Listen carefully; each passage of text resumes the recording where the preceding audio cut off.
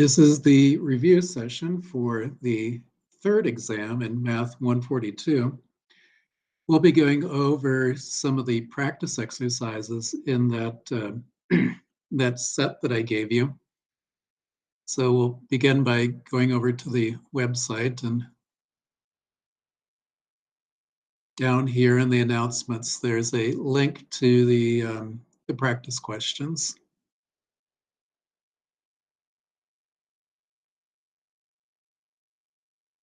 So we go down the list. We see you have different finance questions, 40 in total.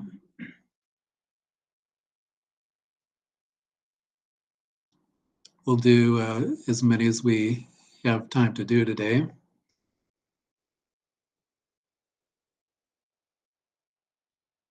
So we'll be skipping around a little bit. Let's start with number 6.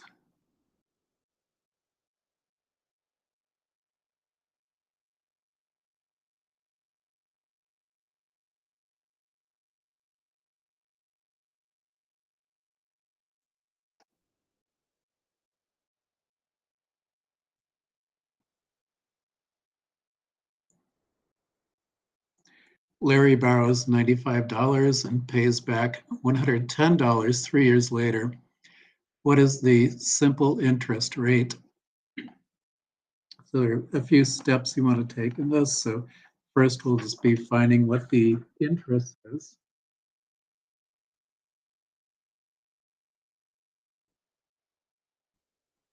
I'll call that capital I for the interest. So Larry is paying back $110, but borrowed $95. So those two numbers are different, and then the difference between those two is the interest. So that turns out to be $15 of interest. And then we want to turn that into an interest rate.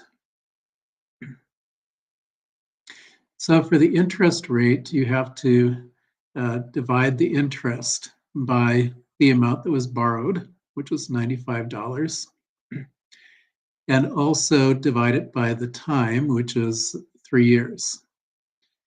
So that's going to be in the denominator, 95 times 3. So we'll call this the rate, the interest rate.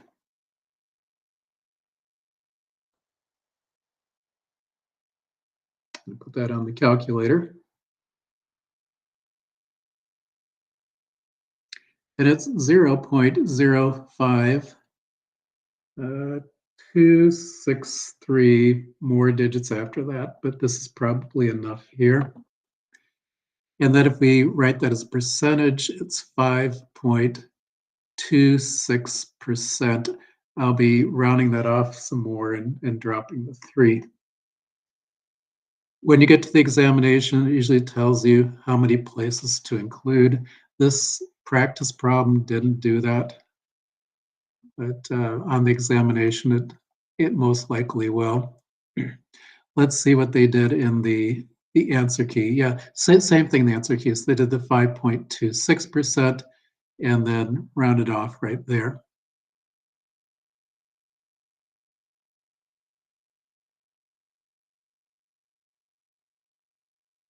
Let's look at number 9 next.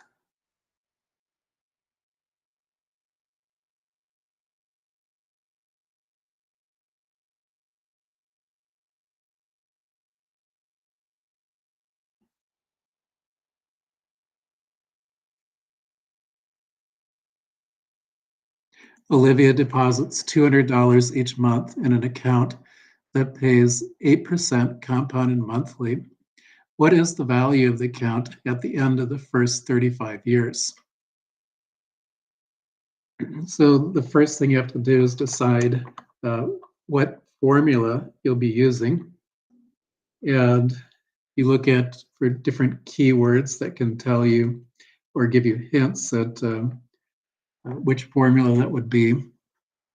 So we are told that's compounded monthly, so that could possibly be a compound interest formula, except for this one is a little bit different because there is a payment each month or a deposit each month.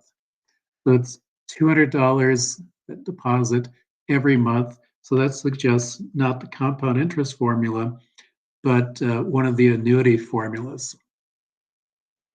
So I put together this sheet, and I haven't released this one yet, but I will be doing that soon. So this will be some formulas that you're allowed to use on the examination.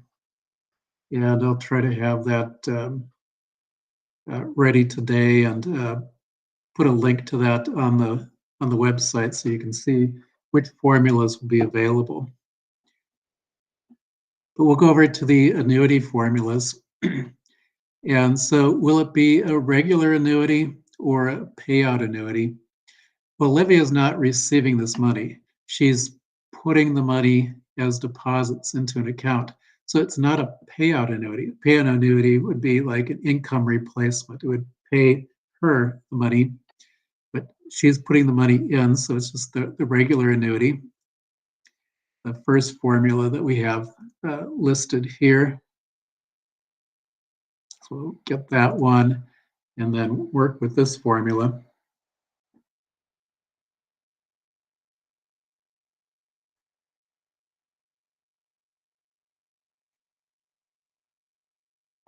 Also, the formula tells us what numbers we need to be finding. So let's list or start a list of those over here. So we have the payment. And the payment is the amount that occurs every month. So that's the $200 deposit. And we have R, the interest rate, which is 8%. It'll write that as 0.08. N is the compounding frequency. And it says it's compounded monthly. We'll make N equal to 12. And then we have T for the time. And it says the end of the first 35 years. Okay, and then what are we looking for? So what is the value of the account 35 years into the future? So that's FV for the future value.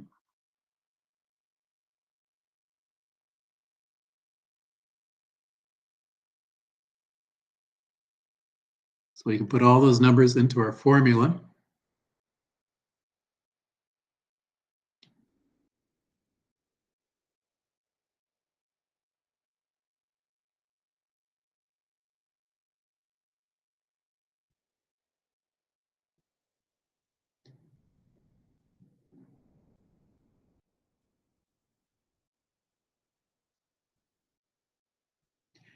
And then I think in the textbook, they also put parentheses around the denominator, which is a good idea. So it's, of course, implied if even if you don't see it there. So when you put into the calculator, those parentheses around the denominator will help everything to compute correctly. So I'll go next to my calculator, put in all the numbers, and then once I get that, I'll write down the answer.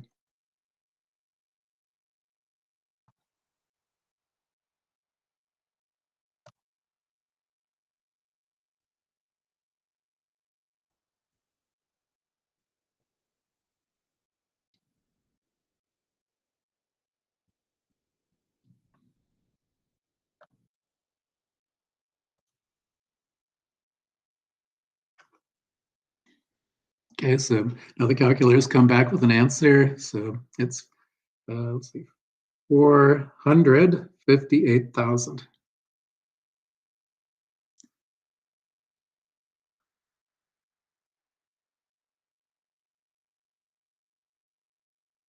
$776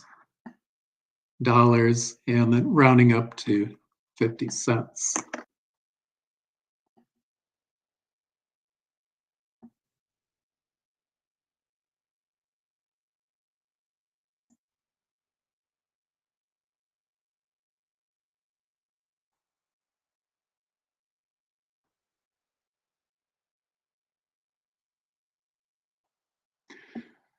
Okay, so there we're given these numbers, we have to put those in the right place in the formula. We also have to choose the correct formula. then put it in the calculator using parentheses where necessary, and then getting down to the answer. When you get the answer, you can also check this and ask yourself, does that seem like a believable amount? So if you put $200 every month of the year for 35 years, that's a lot of deposits over a lot of years. You've got a growth of 8% per year, and that seems like a reasonable result to get for the 458,000 and so on. So if you think about like home mortgages, they typically only go for 30 years. So this actually goes longer than a home mortgage, and also has a fairly high interest rate. So this seems like at least a believable amount. Also, let's check this too against the answer here. Oops, that's not the right one. Number 9 here. So we get the same numbers down here in the answer. Next, let's go to exercise number 11 from the practice sheet.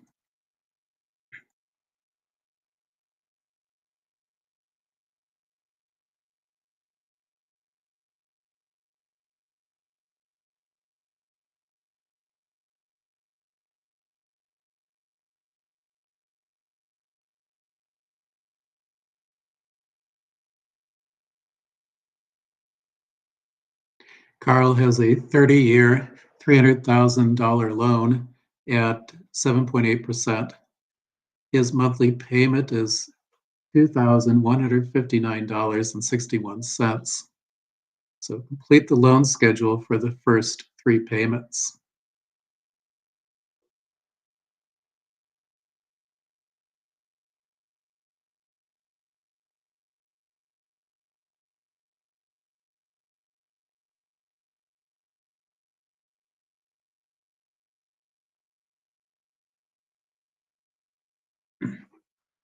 So we have the 3 rows that we have to fill up, and not all of these actually have to be filled up. So we have no additional payment. So that this, we'll just cross this out. We don't really need to do that because Carl isn't making any additional payments. He's just paying simply based on what the company is charging him. So we have first of all the payment to put in this entry. So that's equal to $2,159.61. Okay, so that goes in there. Next payment is the interest. So here's what's going on with these loan schedules. You're just going month by month, and also the compounding is per month. So as long as you stay within a single month, you really don't have to use any compound formula. The compounding always takes place at the end of the month. So the way this schedule works is that you use the simple interest formulas to fill in each one of the entries in the table. And then you will manually compound. So you will do the compounding yourself rather than having the formula do the compounding. Okay, so it'll be for the interest, it'll just be simple interest formula that we apply here. Okay, so let's say Carl is borrowing $300,000. So that's the principal of the loan. And there's an interest rate of 7.8% being applied to that.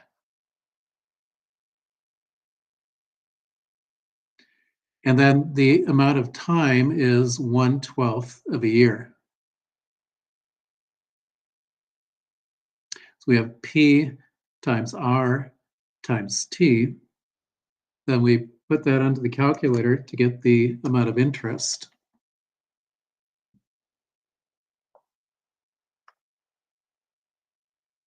Which is what I'm doing right now. And it's coming back with 1950.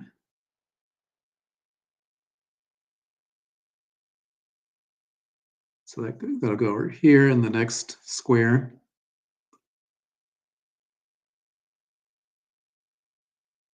Next box over is the principal paid. So the way that interest works is that's always the first thing that you pay. So if you give the bank or whatever loan company it is your payment, off the top, they'll take your interest. And then what's ever left over from that will go to paying the principal. Okay, so we know the interest is 1950 and the payment is $2,159.61. So the payment is larger than interest. So all the interest will get paid that month. And then there'll be additional money left over that'll be used to pay the principal, at least partially pay the principal. So we're looking at now at $2,159.61 total payment minus $19.50 for the interest. And let me see what that is here on the calculator.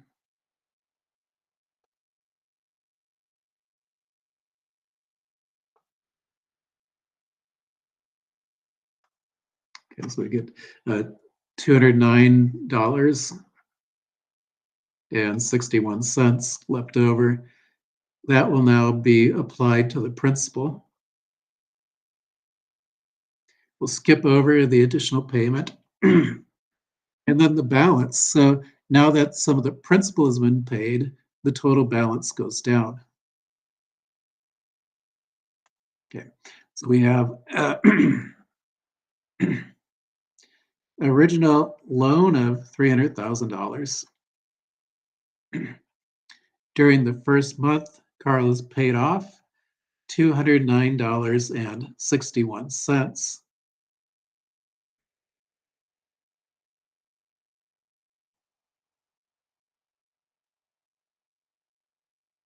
Because I just did that on the calculator and enter the value here in the final box. We have $299,000 plus $790.39. Okay, so that's the balance. And now we go to month number 2.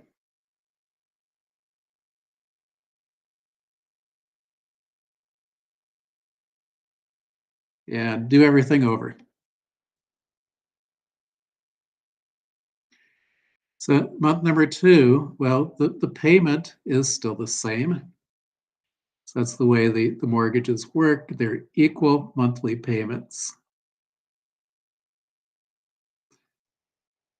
And then we have to compute the interest, but the interest will be computed based on the new balance. So the new balance is $299,790.39. Interest rate is also fixed, so that's 0.078, and the amount of time is 1/12 of a year. That'll go into the calculator.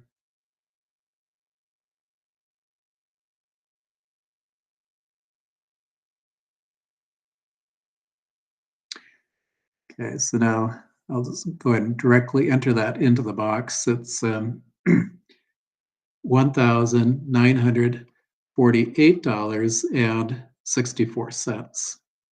I did have to round that number off there, so let me just show you what I was looking at. 1948.637535 is what my calculator is showing. So we want to go down to the nearest cent, which is right here at the 3 3 is followed by a 7, so we round the 3 up to a 4. So that's what I did there to get the interest. Right, so that's the interest payment, and now what is the principal paid? So we have a payment of $2,159.61. We subtract off the interest, $1,948.64. Whatever's left over will go towards the principal. So put that onto my calculator.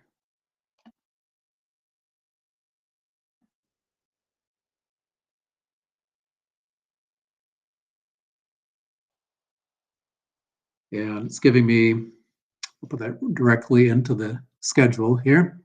So it's giving me $210.97. So then that amount will be taken away from the balance. So our balance at the end of the first month, 299,790.39. Now we've paid off $210.97 from that. And so then we subtract those two to get the new balance.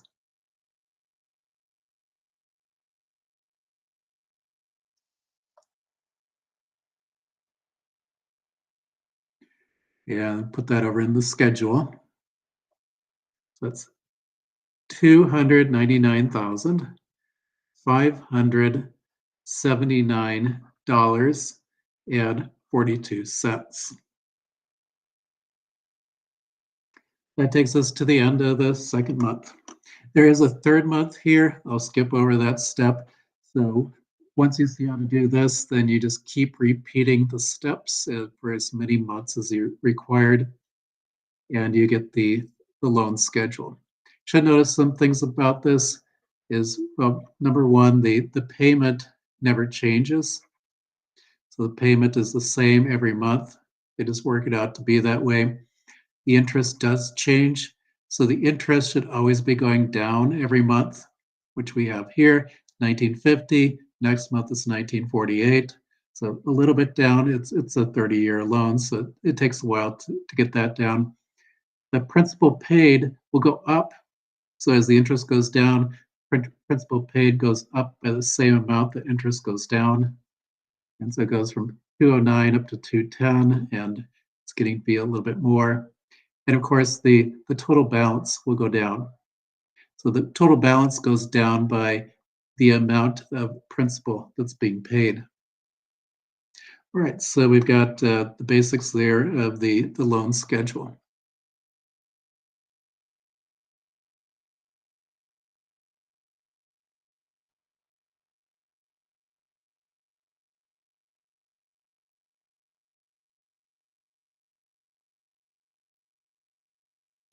All right, let's go to another problem on the sheet, and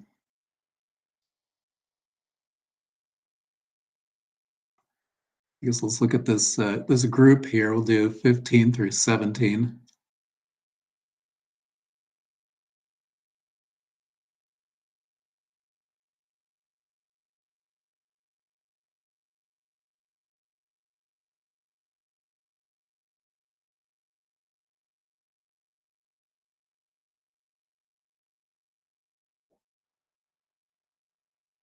The number of ducks in a park is modeled by, it says the sequence. Let's look at this function here.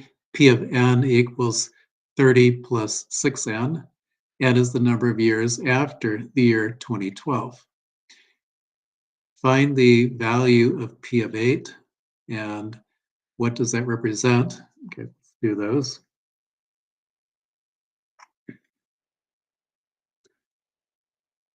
And so beginning with P of 8, just put 8 into this function.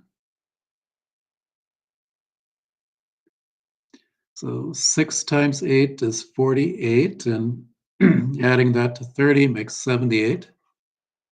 Okay, so what does that represent? So first of all, what does the 8 represent? So the 8 represents the number of years. You can see it right here. It is the number of years. It's after the year 2012. So we have 2012 plus 8 is equal to the year 2020. So P of 8 represents the number of ducks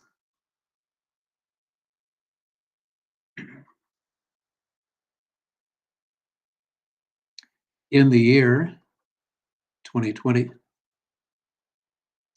Down to number 17, in what year does the model predict 120 ducks?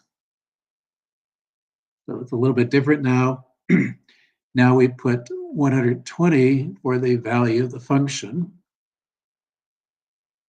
And we solve that to find the year. So we have 120 equals 30 plus 6n. So I'll subtract 30 from both sides. So 120 minus 30, that's 90. So 90 is equal to 6n, or same thing, 6n is equal to 90. Divide by 6, n is equal to 90 divided by 6. Let's see, we can divide by 3 really easily. So 3 goes into 90 30 times, and 3 goes into 6 2 times, and we can do that division. So that's equal to 15. And that's the year, but it's the number of years after 2012. So this will be in the year. I have to add the 15 to the 12, so it's in the year 2027. So the model predicts 120 ducks in this year of 2027.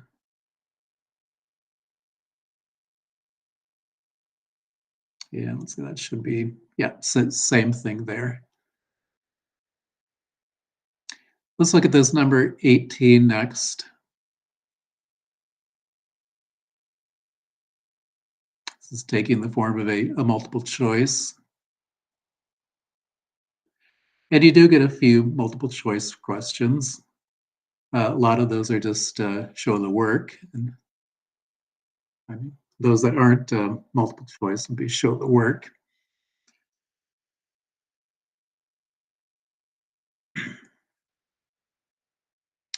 The price of apples is currently $1.50 per pound and is expected to increase 5% each year.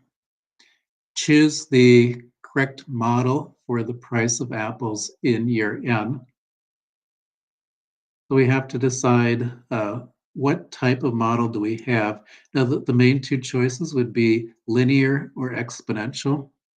So you have to read through the information given and make a choice between those two options. Is it a linear model or is it an exponential model? So they look at how it increases. It's expected to increase 5% each year. So the rate of increase is the same every year. It's 5% every year. So if you have a constant rate of increase, that's exponential. The amount of increase will not be the same every year. So 5% depends on what you have. So if you have a little, 5% is a little. If you have much, then 5% is a larger amount. But it stays at 5% every year. So the rate, or the rate of increase, or sometimes we call it the relative rate of increase, because it's relative to how much you have. It does not change in this problem. It's 5%. So this is an exponential model that we're looking for. So exponential models will be of the form of y is equal to a times b to the x power,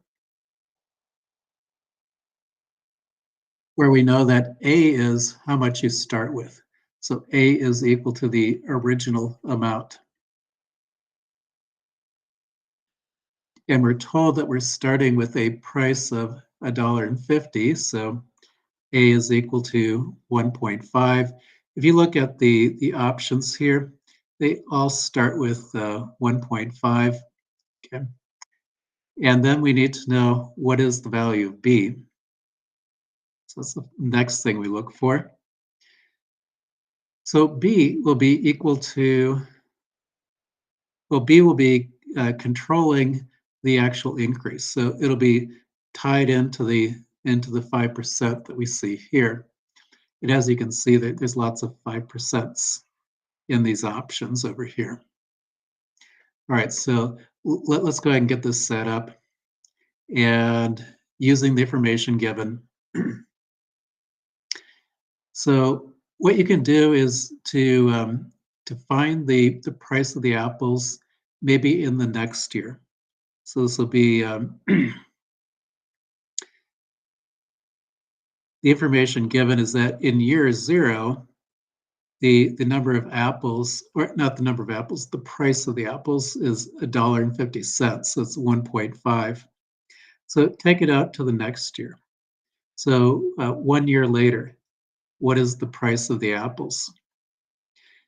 So in order to do that, you've got to apply the 5% increase. We take the 1.5 multiplied by 5%, and that will give the amount that the price goes up. And then you add that on to the price that it was before. So you've got the increase in price right here. And then you've got what the current price is, or the not the current price, but it was the price, call it the original price here, or the price from the previous year. So since it increases 5% per year. Okay. So I'll get that into my calculator and then write down what I get.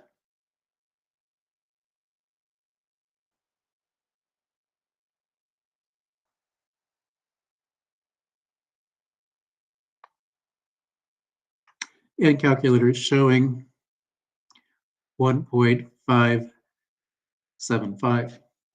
Then we can put those numbers into our formula. So remember, this is our formula. We have y, which is equal to 1.575 equals 1.5 times b to the power of 1, because it's 1 year. Okay, so now I want to, well, first I'll change sides here. So 1.5b equals the 1.575. I want to solve for b, so I'll be dividing by the 1.5.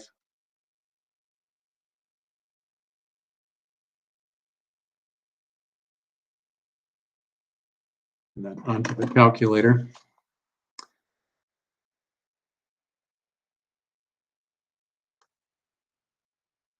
And that's equal to 1.05. And then put the entire equation together.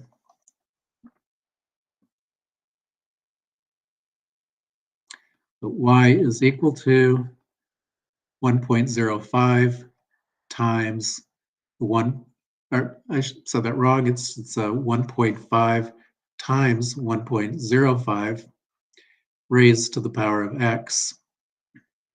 And so we should have one of those options up here. I think that's choice B. So we'll go ahead and select that. Another way of thinking about this problem right here. So I want to show you this. It actually makes it a little bit easier to do it this way, but it's just a slightly different way of thinking about this. So first of all, you establish that the original price goes right there in place of A. And then for the part with the B, you write that as two different parts. It's 1 plus 0.05.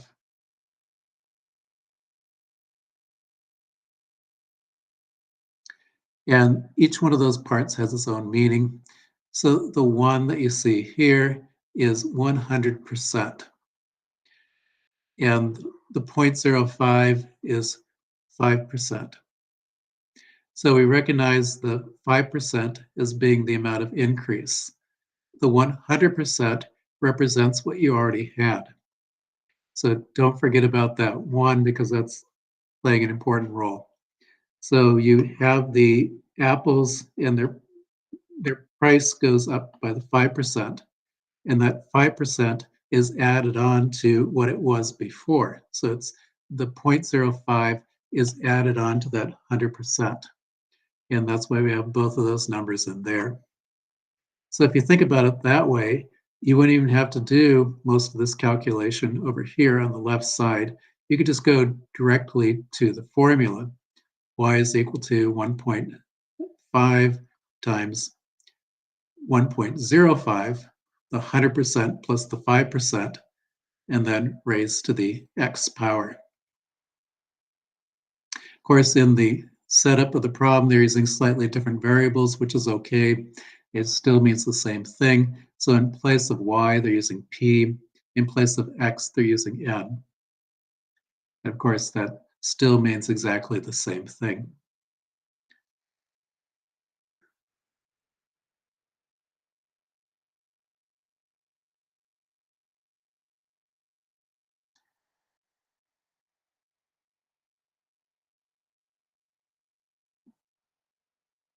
Just looking through here for maybe a slightly different one, and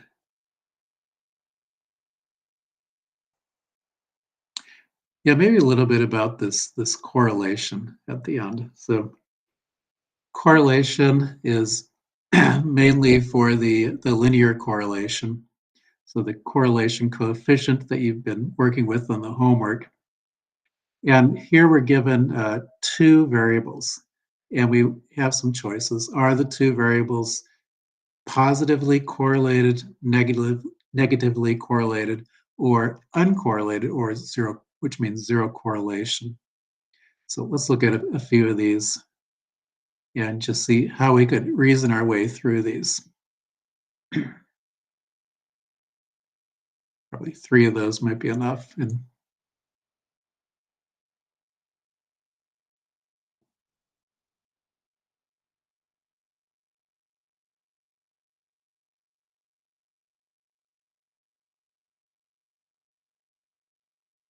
number 32, first, X is the average outside temperature and Y is the average monthly heating cost. Okay, so how are X and Y related? Are they positively correlated or negatively correlated or simply uncorrelated? If they are positively or correlated, that means that as one variable goes up, the other one will also go up. Or you could reverse it as one variable goes down, the other one goes down. So positively correlated means that the two variables change in the same direction. So an increase in one variable is always paired with an increase of the other variable. Negatively correlated means that the two variables go in opposite directions. So if one variable increases, the other variable decreases. And zero correlation means that a change in the variable doesn't tell you any information about what the other variable does. So if one variable under a zero correlation, if one variable increases, the other variable could increase or could decrease, and you can't really say which way it's going under a zero correlation. All right, so back to number 32. So X is the temperature outside, Y is the heating cost. So if the heating cost, that means it's cold outside. And let's see, how does that work? The colder it is outside, the more you'd expect to pay for heating. So as the temperature goes down, the amount spent on heating goes up. So they're going in opposite directions. So that's a negative correlation. So we'll write that one as negative. Then to number 33. X is the person's age, and Y is the cost of life insurance for that person. Okay, so how does that work? So if you have a person who's older, would you expect that person to be charged more or less for life insurance? So as the person's age goes up, you'd expect to pay more for life insurance because there's a greater probability of dying.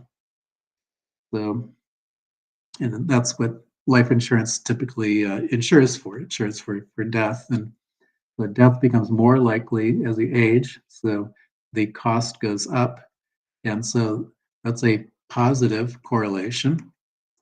So as age goes up, the cost goes up. Number 34, X is a person's resting heart rate. Y is the person's average speed when running a mile. Okay, so how are these related to each other? Well, if you're in really good condition, so good physical condition, so you've been training for, let's say, running, then that gives your heart a lot of exercise, and a strong heart will tend to have a lower resting rate. So the heart will beat fast during exercise. Certainly will do that, but we're talking about the resting rate when it's not there's no demands or very low demands being placed on the heart. In that case, when you have a strong heart, it requires fewer beats to get the blood moving around the body. So with a lower heart rate, there is a that goes along with a higher average speed. So they're going in opposite directions. So that's a negative correlation. Okay. We didn't get any zeros on that. So there's the zeros are I guess a little bit rare in this setup. I'll let you uh, discover that on your own. You've got the worksheet and plus the answers are here. And when you reach the zero, just see if you can come up with the reason why that would be a zero correlation.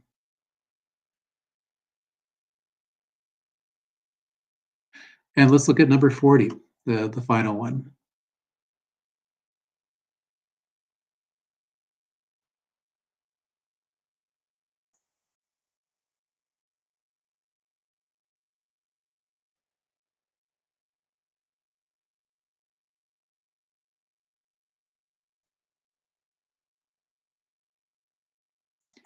A publisher can print X copies of a book for a cost of Y dollars. So we've got some variables defined here. X is the number of copies of the book being printed. Y is the total cost of printing those books. Based on past data, the relationship between X and Y has the regression equation. And then we're given this equation. Y is equal to 2.34X plus 275,000. Remember, Y is the total cost and X is the number of books. What does the slope of this line represent?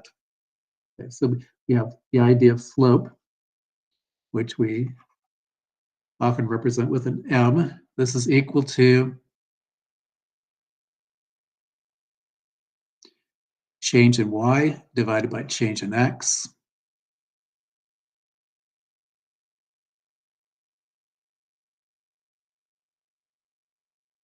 And then put in what these variables are representing to get the meaning of this or the interpretation. So Y is equal to the total cost.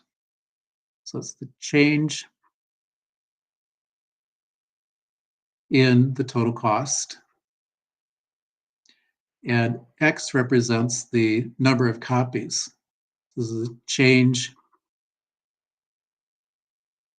in the number of books.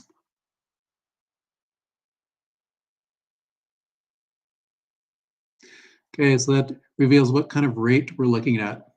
As you change the number of books being printed, you're also changing the cost of doing the printing. And so You now write down what the slope is equal to. So the slope is equal to uh, how much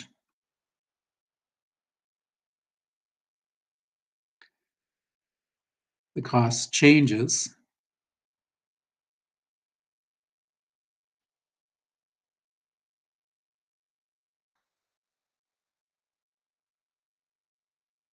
as the number of books changes.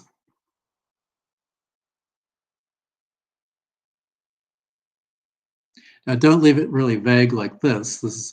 Make it specific for the problem. So in the problem, the slope is 2.34.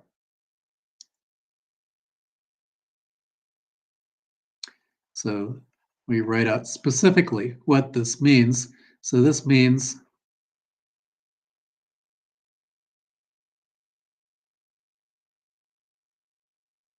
the total cost, well, it increases because the slope is positive. So the total cost increases $2.34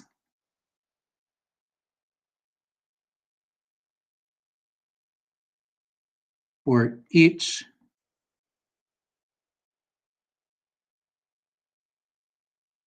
additional book that is printed.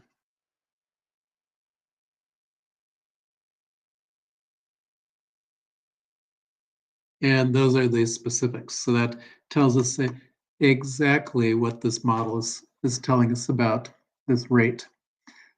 So for each additional book that you decide to print, the model will predict another increase in the cost of $2.34. The economists like to call that the marginal cost. So the marginal cost is the amount the cost goes up for one more unit being produced. In this case, the marginal cost is $2.34. Of course, you didn't have to know anything about marginal cost to answer the problem. If you did know that, you could include it in the answer, but it really was not required.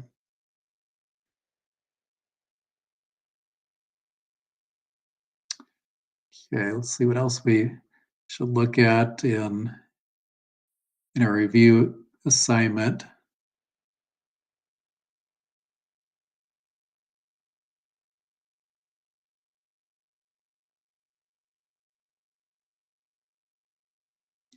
Let's see, this one's pretty good here. We'll do the 24 and 25 next on the loans.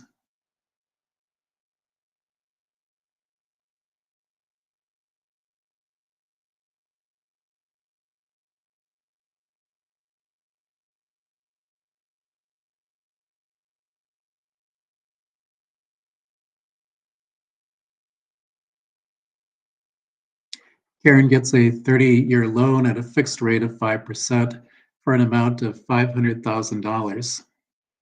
What is her monthly payment? So we have a formula that will give us the monthly payment. So I have to go to our formula sheet and let's see which of these formulas will it be? So is it a compound interest formula or is it an amortized loan? And well, compound interest is based on a single payment, but this has it says monthly payment, so it can't be compound interest. So it must be the amortized loan, which has monthly payments built into it.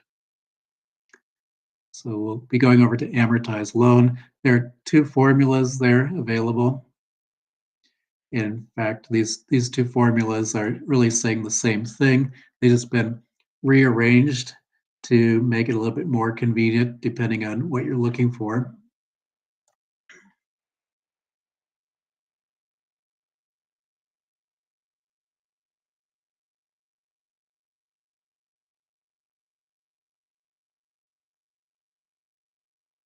So in the problem number 24, we are looking for the monthly payment. So therefore, we'll use the form where it tells us what the payment is equal to. So that's the second formula that we have listed.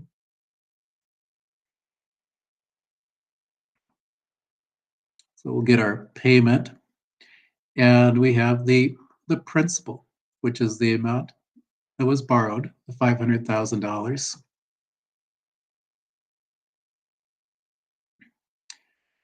Then here's the interest rate, which is 5%. Let's go ahead and put some parentheses in here to just make it read a little bit better. And then divided by n. N is the compounding frequency. Well, it says monthly payments. So monthly payments, it's 12 times per year. That's the numerator. And then divided by 1 minus 1 plus, and then we have the r over n again. So 0.05 divided by 12, raised to the power of negative n times t. So n is 12, and t is the 30 years for the 30-year loan. So I'll put that into my calculator and then let you know what number it's showing.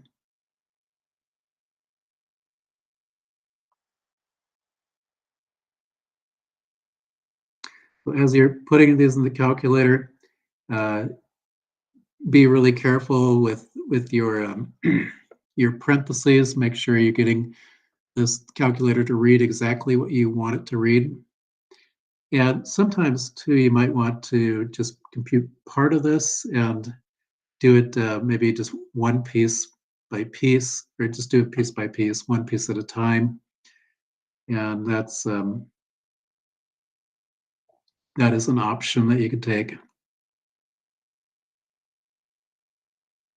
Definitely practice putting this on the calculator. Make sure you can do it so it works out to be the correct number.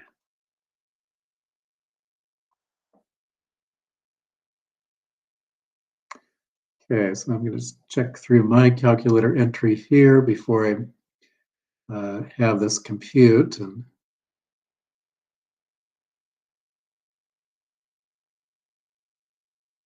yeah, it looks good there. So I'm getting this amount of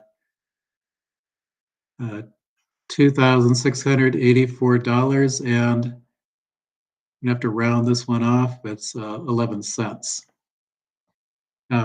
Before you go on, just make sure, does this seem reasonable? Does it seem reasonable that you'd have to pay that much money in a month? Now, if that came out to be like $15,000, I'd say that's not reasonable. You never heard of paying $15,000 a month on a $500,000 house. Or if it came out to be like $78, so that's too low. You can't pay off a $500,000 house in 30 years with only paying $78 per month. In fact, you can't even cover the interest with just $78 a month. So this number we have, $2,648.11. That's it's more than I'd want to pay in a month, but it does seem that it's somewhere within range of being reasonable. So, all right, and in fact, let's go ahead and just check that out. Just make sure that I did everything correctly here. So it's number 24. And yeah, so it's coming out to be the same number. We'll go on to the next part, which is number 25. How much money does she pay in the first 10 years of payments? Okay, so I think we can erase this. We don't need that anymore. And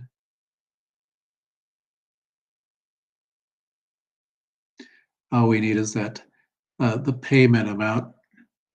So again, the way the typical mortgage works is that your monthly payment stays the same. So for every month, she'll pay $2,684.11. And she'll have to do that 12 times every year. And that's the total. For number 25, we're just interested in only the first 10 years of payments. So we'll multiply it by 10. Okay, so the calculator, and we do these calculations.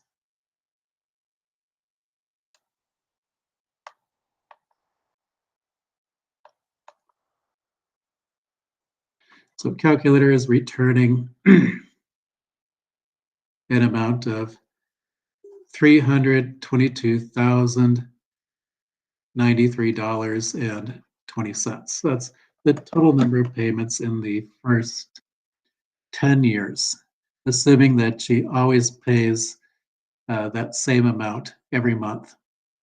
Of course, in reality, that could change. So in reality, it could be that she decides to pay a little bit more per month, in which case then our amount would change and be a higher amount. Or she could maybe some months maybe not even make the minimum payment, which would not be good, but sometimes that would happen. And then in that case, then this amount may go down. But assuming everything works according to schedule, this is the amount that we have right here. And yeah, I guess we have enough time for number 26. We'll put that in there too. That goes along with that same group.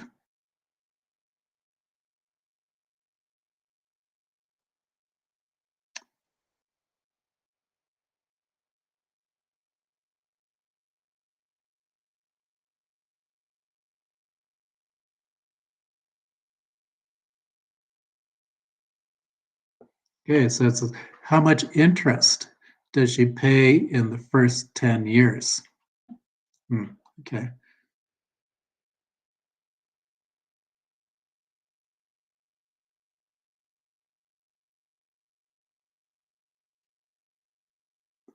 All right, so for this one, it's not.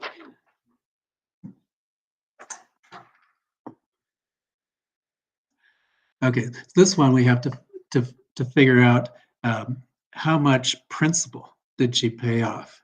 So we know that the total amount that she paid. That's the $322,000 and so on. So that goes to the bank where the lender is. And now we have to figure out how much of that was for principal. Okay, so let's see. So we've got the first formula right here that tells us what the principal is equal to.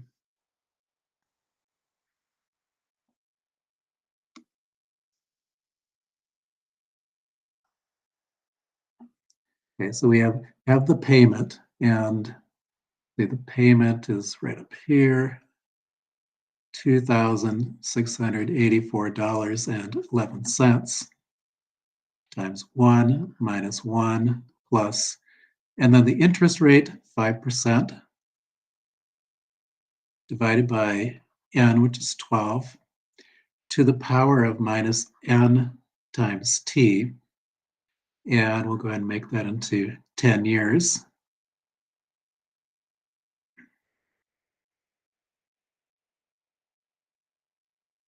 And then divide that by 1 minus 1 plus, there's the 0.05 over 12 again. And then raised to the, oh, no, I'm sorry, copied that down the wrong place there. Just make sure I've got looking at the wrong formula that time. So it's got the payment in there, 1 minus, yeah, that's good. Okay, so that's what we want right there. And then I'll put that in the calculator and get the value.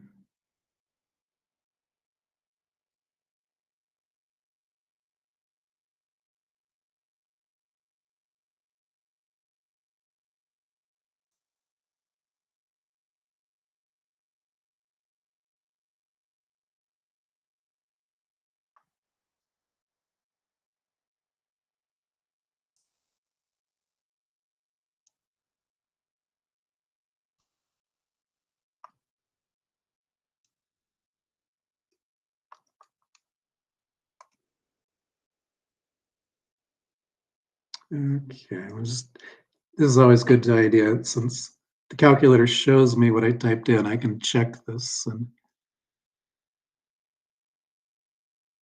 I'm just checking my input numbers.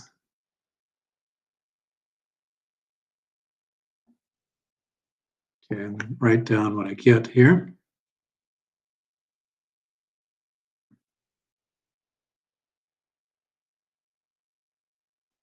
And again, I'll have to round that off a little bit.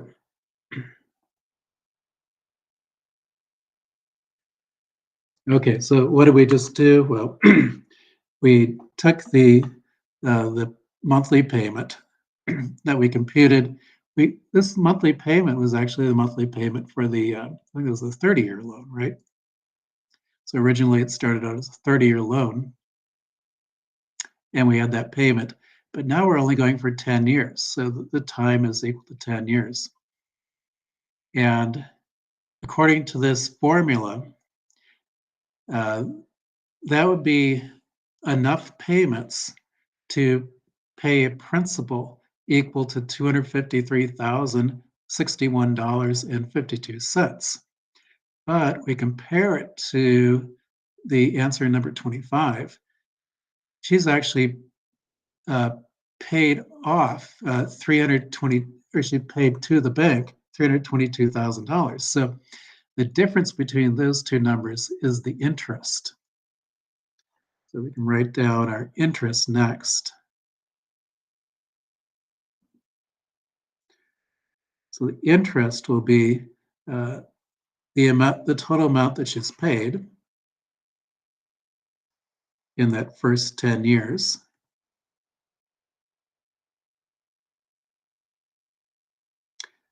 minus the amount of that that's going towards principal.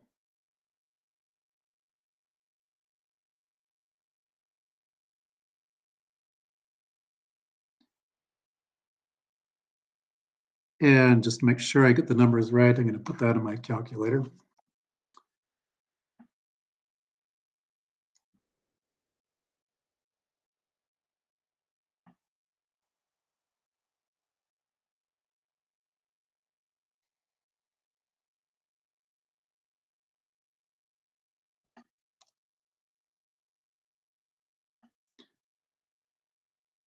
So this is coming up with the interest amount of $69,031.68.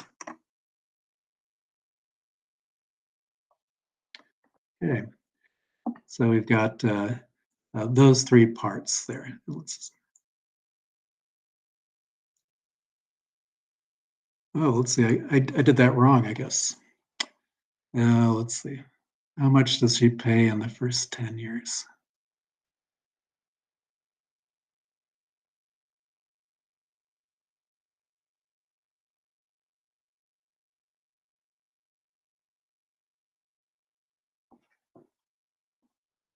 All right, let me go and correct my mistake here.